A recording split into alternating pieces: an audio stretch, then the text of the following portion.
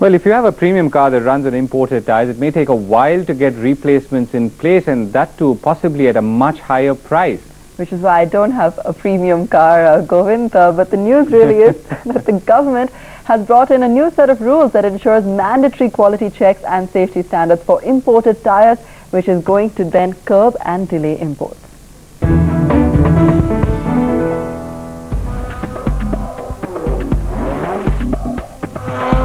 High-grade premium tires are built for performance and speed. They also burn out faster, which means you have to replace them more often. But now access to replacement premium tires in India is going to get tougher. The Bureau of Indian Standards has made some quality standards mandatory for imported products. This means stricter inspections of manufacturing facilities, stringent endurance and consistency tests, and tires being marked with ISI stamps. Analysts say the move's designed to block cheap goods being dumped in Indian markets. Imported tires constitute about 22 lakh tires or 2.2 million units, whereas domestic production for the aftermarket is at 1.8 million tires a year. International tire makers Bridgestone and Michelin have so far not commented on how these new norms are going to affect them.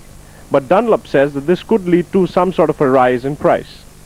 Certainly there can be a slight impact on the pricing, but certainly they are sure that they are going to get a very, very good qualitative product actually. And so long as the other Michelin and other people are concerned, if any OEM wants to put them, they can always import them and they can use those tires basically. But for the replacement market, certainly they will have to go to the IS mark. New standards go into effect on the 18th of May, and it's tricky for high-end makers like Bridgestone and Michelin, since their facilities aren't yet up and running in India and therefore can't be inspected. Executives at high-volume Indian companies such as MRF say the process isn't simple. It was complicated because we make large number of tires. We make lakhs of tires. Therefore, every tire, every highway tire, this is applicable only to tires that run on roads. That's a highway tire. It is applicable on each of those tires. So it was a massive exercise in all our 6 factories to see that all our molds are changed and each tire has got an ISI marking.